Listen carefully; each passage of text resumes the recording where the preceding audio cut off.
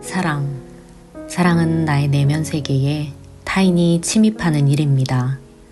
사랑은 한 사람의 내면에 대한 타인의 돌연한 침입이며 한 사람의 삶을 황폐하게 만들 수 있는 권력을 상대에게 쥐어주는 일이죠. 누군가를 사랑한다는 것은 그 상대가 한 인간의 내면의 정원에 침입해서 마음대로 자신이 원하는 정원을 꾸밀 수 있는 권한을 주게 되고 때로는 정원을 망칠 수도 있는 권한을 주는 일이기도 하죠. 안녕하세요. 마인드 토피넛입니다. 미셸 투르니에의 동방박사에서는 가스파르 박사가 금발의 여자 노예를 사게 되고 이 노예를 사랑하게 되면서 마음의 상처를 입는 내용이 나옵니다.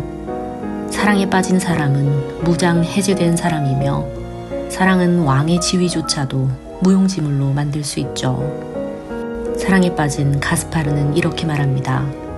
나는 그 금발머리 여자가 이미 내 삶 속으로 깊게 침입해 들어왔다는 것, 그리고 그녀가 나의 삶을 황폐하게 만들겠다며 나를 위협하고 있다는 것을 분명히 알고 있었다. 그렇다. 백인 여자가 내 삶 속으로 뛰어든 것이다. 마치 어느 봄날 아침 노예시장을 돌아다니다 걸린 전염병처럼. 미셸 투르니에는 사랑을 전염병의 감염처럼 방어할 수도 예측할 수도 없는 침입으로 묘사합니다. 가스파라는 여자 노예인 메네라의 고통과 슬픔에 공감하고 그녀를 이해하면서 진정한 사랑을 깨닫게 되죠. 이 과정에서 가스파라는 자신의 희생을 감수하며 내면이 성숙해지고 성장하는 과정을 겪습니다. 프로이트는 사랑을 에로스, 즉 생명을 창조하고 협력하게 만드는 인간의 본능이라고 보았습니다. 사랑하는 대상에게 리비도가 집중되면 그 사람과의 강력한 정서적인 유대가 만들어지죠. 락강은 사랑을 인간이 결핍을 인지하고 이를 보완하려는 무의식적인 본능으로 보았습니다. 락강은 인간이 항상 결여된 상태에 있다고 보았죠. 사랑은 그 결핍을 채우기 위한 무의식적 욕망의 표현입니다.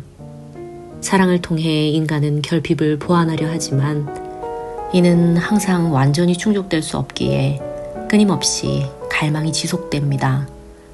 락강은 상상계와 상징계에서의 사랑의 차이점에 대해서도 말했습니다. 미성숙한 단계인 상상계의 사랑은 상대에게 자신의 이상적인 이미지를 투사하는 방식으로 사랑을 하죠. 연인을 통해 이들은 자신의 이상적인 이미지를 찾으려고 합니다. 이 때문에 상상계의 사랑은 나르시시즘적, 즉 자기애적 성격을 보이죠. 상대를 통해 자신의 이상적인 모습을 발견하려는 사랑을 합니다. 상상계에서 락강이 말한 거울 단계는 어린 유아가 거울을 보면서 자신의 이상적인 이미지를 보려고 하는 욕망을 뜻합니다. 상상계의 사랑은 어린아이처럼 상대의 모습을 볼 때 그 안에서 거울 속에 비치는 듯한 자신의 이상적인 이미지를 찾습니다. 상대의 존재는 의미가 없죠. 그저 거울 속에 자신의 모습일 뿐입니다. 이 때문에 상상계의 사랑에서는 환상 속에 존재하는 상대방이 이상화되어 있습니다. 현실에 기반한 모습이 아니죠. 만약 상상계의 사랑에서 상대방이 자율성을 주장하고 독립적인 존재임을 보인다면 이제 그 사람은 공동의 환상을 깬 것이며 거울에 비친 자기애적 상상계 인간의 반사판이 될 수 없다는 것을 의미합니다. 상상계의 인간은 연인을 환상적으로 이상화하고 이를 통해 자신의 결여된 부분을 채우려 하죠. 상상계에서의 사랑은 매우 자기중심적입니다. 상대방의 주체성과 상대의 욕망을 인정하지 않고 자신의 결핍을 채워 자신의 완벽함을 이루려는 시도로 연인을 활용하려 하죠. 자기밖에 모르는 사랑이라고 해야 할까요? 이와는 다르게 상징계에 진입한 사람에게 사랑은 언어를 통해 상징적으로 표현되는 특징을 가집니다. 상징계의 사랑은 공동의 행복을 이루려는 사랑이죠. 상징계의 사랑은 사랑의 고백이나 서약과 같은 상징적인 행위를 통해 드러납니다. 또한 결혼이나 약혼, 가정의 행복과 같은 상징계의 규칙을 잘 따르고 지키고자 합니다.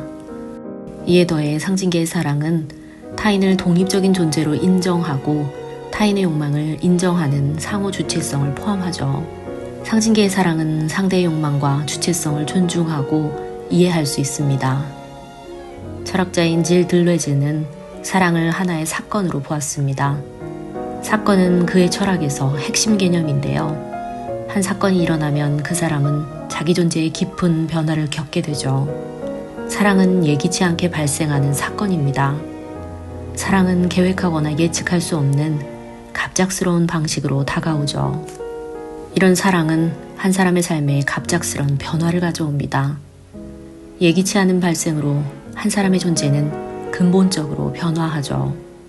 사랑에 빠진 사람은 자신과 세계를 보는 방식이 변화하고 이렇게 되면 기존의 자아와 정체성을 넘어 새로운 가능성이 열립니다.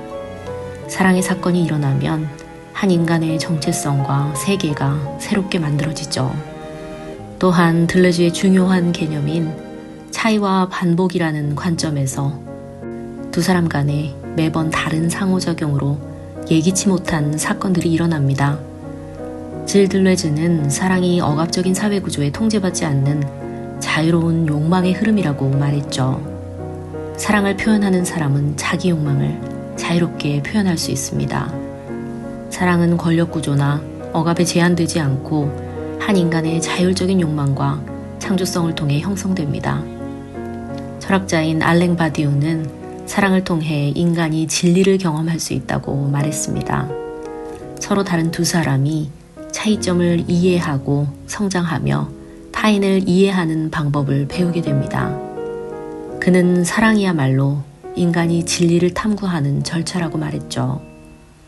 한 존재를 이해하는 과정에서 철학적이고 존재론적인 탐구가 가능하다고 말했습니다. 그러나 사랑이 지속되기 위해서는 낭만적인 감정을 넘는 의리와 책임이 필요하다고 설명했죠.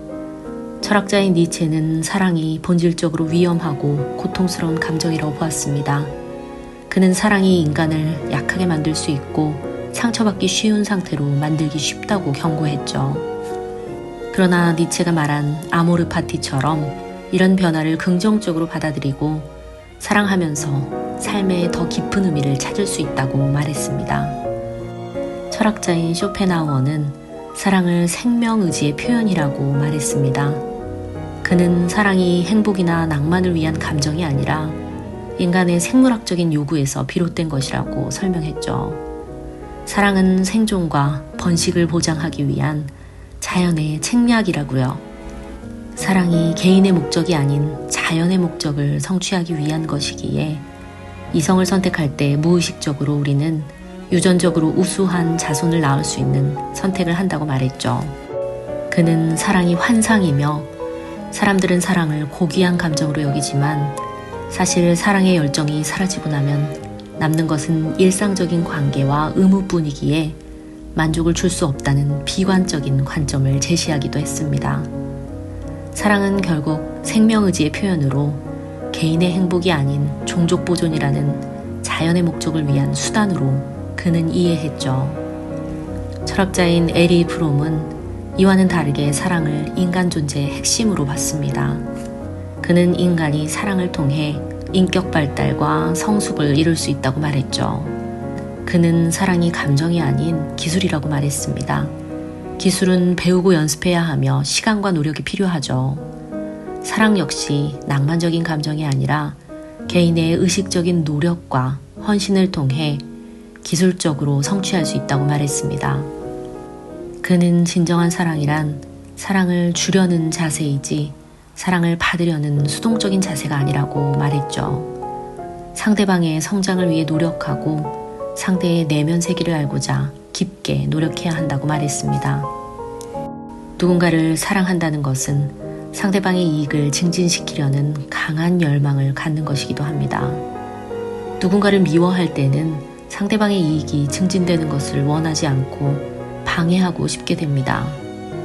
사랑은 현실이어야지 환상이나 몽상의 근거에서는 안 되지만 불건강한 사랑, 환상과 이상화를 보이는 사랑에서는 합리성과 현실성이 없죠. 많은 사람들은 잘못된 사랑에 빠졌을 때 진실의 눈을 감고 일부 내용을 편집하고 왜곡합니다. 상대의 무례한 행동과 폭력을 참기도 하죠. 그럼에도 사람들은 왜 사랑에서 벗어나지 못할까요? 많은 사람들은 사랑에 눈이 멀다, 사랑에 빠지다, 사랑은 광기다, 이런 표현들을 씁니다. 사랑에 빠지는 것은 자주 무의식적이어서 합리적인 선택이 되지 않죠. 이런 딜레마는 정신분석학적으로는 무의식적 동기와 어린 시절에 미해결된 갈등과 관련이 있습니다. 안정애착을 가진 사람들은 양육자가 지속적으로 따뜻한 정서적인 지원을 주기에 스스로 온전함을 느끼고 자신이 가진 것을 나누고 베푸는 사랑을 하려고 합니다. 그러나 일관적인 양육을 받지 못한 경우, 조건적인 사랑과 관심을 받은 경우에 아이는 불안정한 애착 스타일을 갖게 되죠. 이런 초기 양육자와의 경험에서 생긴 불안정 애착은 성인이 되어 인간관계를 맺는 방식에 지대한 영향을 줍니다. 사람은 익숙한 것을 반복하려는 본능이 있어서 좋지 않은 관계에 반복적으로 끌릴 수 있죠. 이런 악순환은 안 좋은 관계에서 양육자와의 과거의 트라우마적 기억을 다시 재현하고 해결하려는 반복 강박적인 본능과 관련이 깊습니다. 반복 강박은 트라우마적 상황을 무의식적으로 반복하려는 본능을 말합니다. 과거의 기억을 파트너와 다시 재현해서 통제감을 찾고 불안을 극복하려는 시도라고 볼 수 있죠.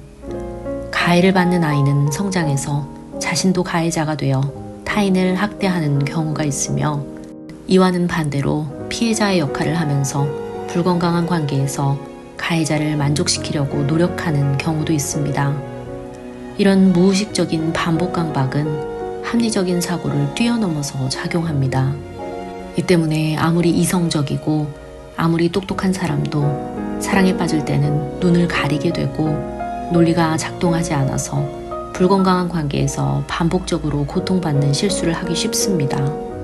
불건강한 사람들은 당신의 에너지를 고갈시키죠. 스스로를 의심하게 만들고 성장을 막습니다. 진실을 왜곡하고 사실을 숨기거나 속임수를 씁니다. 불건강한 사람들은 자신이 항상 옳아야 하죠. 자신의 부족함을 인정할 수 없습니다. 이들은 부정적이고 이기적인 렌즈를 통해 세상을 봅니다. 자신의 약점과 수치심을 타인에게 전가하며 비판하고 지적하는 것이 유일한 즐거움이죠. 타인을 폄하하면서 자신감을 느끼고 자신의 시기심을 가리려고 합니다. 이들은 자신이 성장하고 배워서 문제를 해결하려 하지 않고 자신의 실패를 남 탓으로 하는데 선수죠. 이들은 늘 피해자 모드입니다. 나는 다 잘했는데 다른 사람이 못했기 때문에 나만 피해를 입은 입장이죠.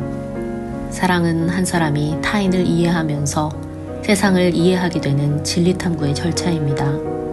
사랑은 무의식적 충동을 넘어서는 서로를 알아가고 새로운 사건을 일으키는 세상의 재창조 과정이기도 하죠. 여러분은 어떤 세계를 창조하고 어떤 세상을 알아가고 계신가요? 가치 있는 내면 세계를 이해하며 가치 있는 변화를 창조하는 그런 사랑을 하고 계신가요? 부디 타인의 관점에서 타인의 욕망을 존중할 줄 아는 가치 있는 세계를 탐구하시길, 그런 사랑을 하시길 바랍니다.